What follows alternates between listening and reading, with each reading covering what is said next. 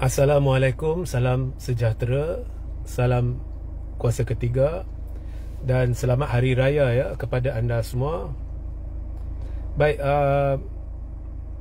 jika audio jelas boleh tolong maklumkan kepada saya, share ramai-ramai dan juga sertai Telegram saya Regi Jesse Rita Odin. So ada dua perkara yang ditanya kepada saya yang saya akan ulas dalam dua live berasingan, bermula dengan live ini. Dan live ini adalah merujuk kepada satu laporan Malaysia Kini yang menulis berkenaan dengan wawancara yang diadakan dengan Nik Nazmi, ya, seorang menteri atau timbalan menteri, saya lupa, di dalam kabinet Perdana Menteri Datuk Seri Anwar Ibrahim. Now, Nik Nazmi juga adalah seorang pemimpin PKR Selangor. Baik, di dalam wawancara itu, berdasarkan apa yang ditulis oleh Malaysia Kini, ada satu bahagian di mana dia memetik Nik Nazmi sebagai berkata masyarakat sivil dia mungkin tidak puas hati ke apa ke sebab reformasi institusi tidak dilaksanakan. Jadi Nik Nazmi berkata majoriti 2/3 yang telah diperolehi oleh yang ada, yang dinikmati sekarang, bukannya seperti majoriti 2/3 zaman Barisan Nasional, dia kata.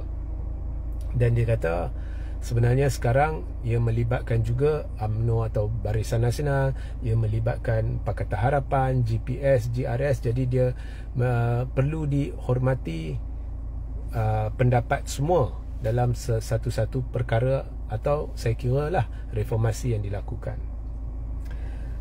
So daripada laporan Malaysia Kini, jika benarlah, maka seolah-olah Nik Nazmi sedang menuding jari kepada pihak-pihak seperti UMNO, MCA, GPS, GRS sebagai sebab reformasi tidak dapat dilaksanakan. Okey, saya nak cerita sikit ya. Reformasi yang dilaung-laungkan oleh Pakatan Harapan, kalau anda baca, memang tebal. Apa yang dijanjikan dalam PRU 15 memang banyak. Hampir semua gagal dilaksanakan. Sudah hampir setahun setengah Datuk Seri Anwar Ibrahim jadi Perdana Menteri. Now, kalau nak salahkan UMNO, GPS, GRS dan sebagainya, atau memberitahu bahawa mereka adalah sebab benda tidak boleh dilaksanakan, ya, saya nak tanya, contohnya bila kita cerita harga minyak turun, saya nak tanya, adakah benar harga minyak tak boleh turun sebab UMNO bangkang, atau MCA bangkang, atau GPS bangkang, atau GRS bangkang? Saya nak tanya, GPS, GRS, UMNO, adakah anda membangkang harga minyak turun seperti yang dijanjikan oleh Anwar? Dan Anwar akan beritahu anda, baru-baru ni pun dia beritahu, jangan tak adil kalau anda, ya, benda tu saya janji 20 tahun dulu. Tak. Beberapa minggu ke selang beberapa bulan sahaja sebelum PRU 15, Anwar mengulangi janji itu. Jadi ya, bila reformasi berkenaan harga minyak tidak dilaksanakan, adakah ditentang oleh UMNO? Kita nak dengar dari UMNO lah. Adakah MP-MP GPS yang menentang? Kita nak dengar dari mereka. Sama juga MP-MP GRS.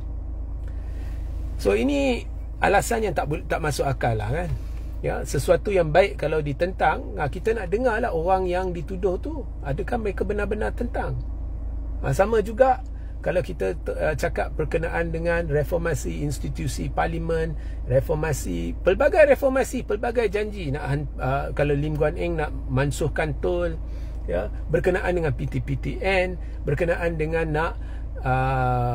berkenaan dengan SOSMA, berkenaan dengan nak mansuhkan undang-undang yang dikira tidak adil, akta hasutan dan sebagainya. Adakah ia tidak dilakukan sebab ditentang oleh UMNO?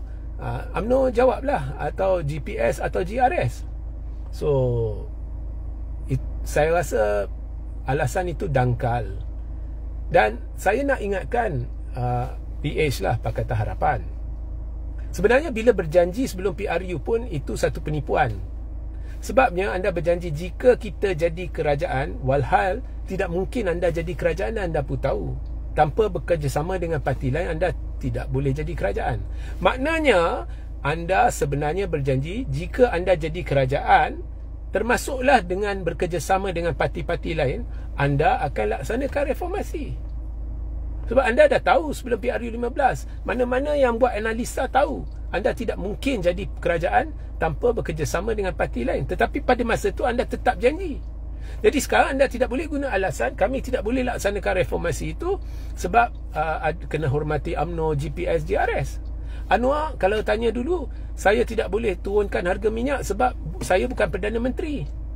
Masa PH jadi kerajaan kali pertama, masa itu pun GH bergantung kepada parti warisan, ya, untuk dapatkan majoriti, ya.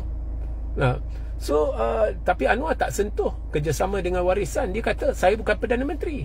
Sekarang Anwar Perdana Menteri. Dan PH sebelum PRU15 masa buat janji, dia dah tahu dia tak boleh jadi kerajaan dengan sendiri. Maknanya sekarang Anwar dah jadi Perdana Menteri, bolehlah laksanakan reformasi itu. Bila tidak dilaksanakan, jangan tuding jari ke UMNO, MCA, GPS, GRS dan sebagainya. Itu komen saya lah. Sebab saya terkejut baca kenyataan Nick Nazmi tu. So ini komen saya. Because when you do this, rakyat makin tidak percaya awak. Sebab saya rasa alasan-alasan yang diberi PH terlalu lemah, terlalu memerangkap diri. PH perlu peka pada hakikat bahawa kalau kita nak kira pergantungan kepada undi China dengan India sahaja, kita tak boleh bandingkan dengan PRU14. Sebab PRU14 dia special sikit. Anda menang sebab ada kerjasama dengan Tun Mahathir dan Bersatu dan sebagainya. So kalau kita tolak kerjasama dengan Tun Mahathir, Bersatu dan sebagainya, kita hanya boleh bandingkan pencapaian PH PRU15 berbanding PRU13. PRU15 sokongan China dengan India lebih padu berbanding PRU13, tapi kalau bandingkan pencapaian PH merosot. Jadi untuk menarik undi Melayu sekadar bekerjasama dengan UMNO ni tak boleh, ya. Anda perlu menarik perhatian rakyat, get their confidence. Bila anda buat hujah-hujah begini, memang kita yang ada bersama rakyat ni, dan kalau kita lihat media-media sosial, tak efektif. Orang tak percaya. So hujah-hujah lemah, retorika propaganda yang tidak berjaya menyebabkan prestasi anda merosot sebenarnya. Dan anda lihat pilihan raya 6 negeri pun dah cukup, ya. The flow of votes towards the opposition. So anda patut sedar bahawa penipuan-penipuan ini tidak akan berjaya. Kalau anda tak berjaya laksanakan reformasi, mengaku saya tak laksanakan reformasi, kita ada kelemahan, kita akan atasi kelemahan. Lagi rakyat yakin, lagi rakyat akan hormati anda kerana mengaku. So itu komen saya lah. You have to reorganize and rethink your feedback mechanism, your response to the rakyat, komunikasi, cara berkomunikasi. Saya rasa penasihat komunikasi media ni semua gagal. So itulah komen saya. Okey. So sehingga kita berjumpa di lain masa. Selamat Hari Raya. Maaf zahir dan batin.